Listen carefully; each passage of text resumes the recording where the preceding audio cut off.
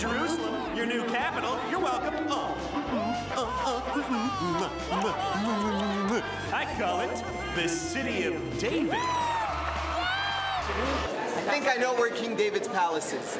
They look at her like, what? Day 4 began with a visit to an excavation that some say is King David's ancient palace.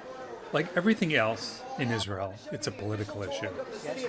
David, this book used to be a bestseller before Harry Potter came out. When was this wall first built? 3,000 years ago. Many Palestinians, including the late Yasser Arafat, insist that ancient Israel did not exist and that Jews only arrived recently to the Middle East. Of course, Jews have their own romantic notion about King David in Jewish history. None of that troubled our guide. Could this be the tunnel that King David's soldiers came through to capture the city? I have to duck a little bit, not too much.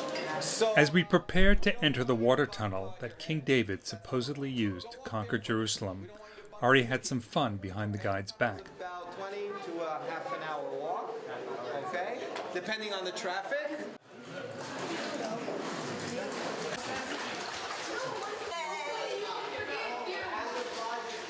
Comes King Herod 1,000 years later, comes from Rome, appointed by the Romans, looks at this temple, says, what is this?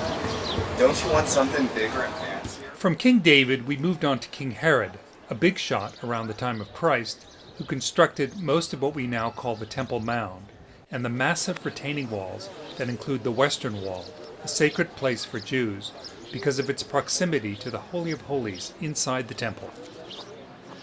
But if nature interferes with Herod, Herod changes nature. That's great, right? You'll help Herod change nature. He's going to carve into the mountain. See this piece? Pick it up. Right in the center. Okay. Any ideas? Was it Superman? Yeah. Aliens? Time for lunch in yet another colorful falafel restaurant owner. This guy looks like he used to be a hitman for the Jewish mafia. As long as you want it's digital, so we don't I was sick and had completely lost my voice, so Nikki decided to interview me.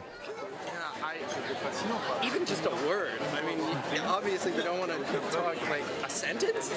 So just anything about it. Do you remember, Henry? Yeah. A little introduction because we're going to enter. We ended the day at the Church of the Holy Sepulchre, a sacred spot where over a busy long weekend, Jesus was crucified, buried, resurrected. 6 different Christian denominations owned the place. They kept fighting over it.